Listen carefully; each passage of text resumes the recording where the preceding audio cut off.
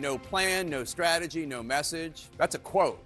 That's how a Democratic lawmaker was describing the Democratic Senate vote with Republicans this weekend to fund the government with a Republican funding bill, averting a government shutdown.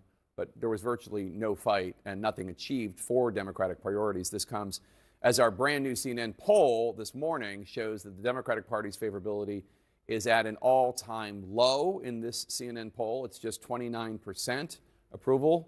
That's a 20-point drop since 2021. Joining us now is a Congresswoman from Texas, Jasmine Crockett.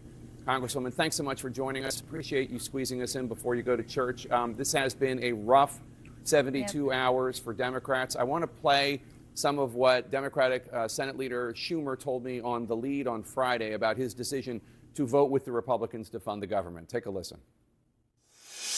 A government shutdown gives Donald Trump, Elon Musk, and Doge almost complete power as to what to close down, because they can decide what is an essential service.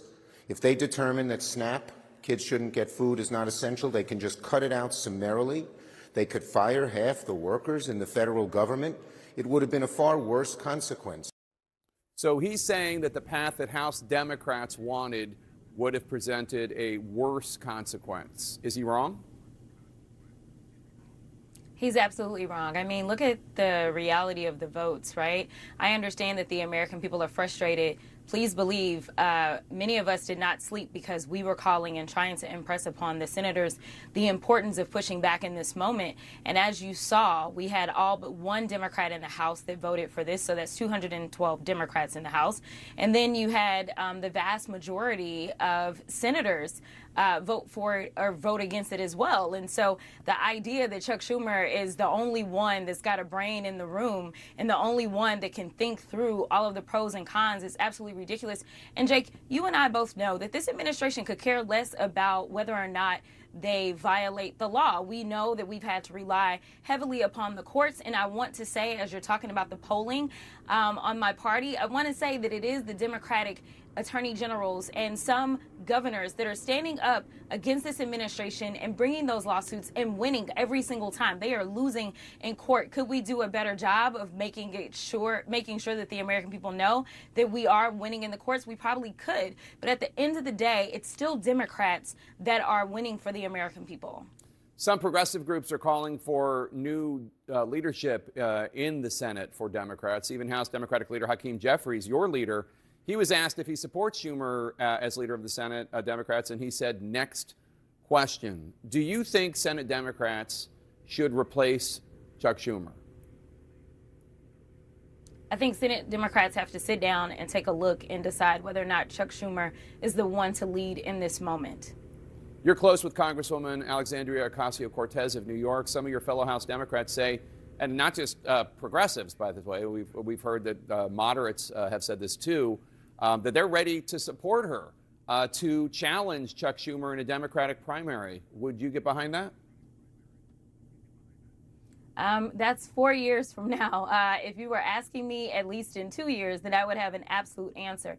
But I can tell you that there are a lot of people that are watching his leadership in this moment. This is the moment. We don't even know what elections will look like in 4 years if we will have elections. And so I definitely think that younger, fresher leadership may be something that many of us, not just depending on what part of the spectrum you're on, but many Americans may be looking for, especially in the state of New York. How to take on the Republicans is a big topic of discussion among Democrats. Last week, you were one of those who participated in a Choose Your Fighter video. It got some criticism online, including Democratic Senator John Fetterman called it bizarre and reportedly mocked it in the Senate hallway. I will say that your punching looked better than some of your colleagues. Fetterman has been criticizing your party for undignified antics and a sad cavalcade of cell phones during the president's address to Congress. What's your response to Senator Fetterman? he's not the one to talk about anything. I mean, this is a guy that doesn't seemingly want to own a suit. I'm not really sure. But I don't show up in hoodies when I'm going on the floor. And so the idea that you would say that we could not have a moment in which an influencer asked us to do this. Now, I'll be perfectly honest with you and tell you that when she asked me to jump, I said, did you ask my older colleagues to do this? Because I feel like you're picking on me because you think that my knees are a little younger. And I did not know who all was in this particular trend whatsoever.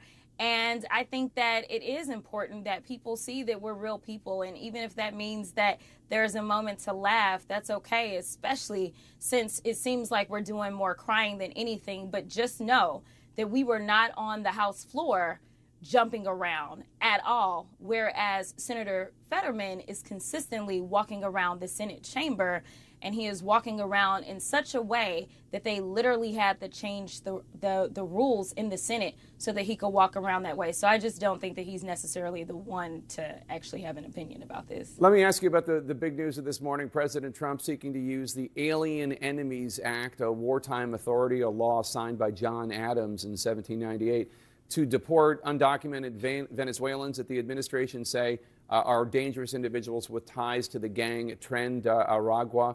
That gang is obviously associated with a lot of crime, human trafficking, drug dealing, theft, shootings, including in your state of Texas, right outside of your congressional district. Do you agree with this? And if not, what's your issue with the U.S. using any tool at its disposal to remove undocumented, violent people from this country? Well, my argument is that we already have tools that are available to remove undocumented violent people from our country. And so the idea that you want to go into a zombie law, this is kind of like what we saw in Arizona when they decided to revive a zombie law around abortion.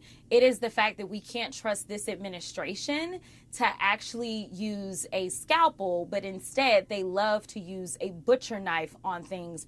And so giving them this wide latitude to just kind of go across and just claim that anybody is anything is wrong. And so we do have courts, we do have processes, we do have laws, and we should just go ahead and use those. There's a reason that nobody else has decided to go back until into Adam's times in order to try to find ways to make sure that we can keep our country safe.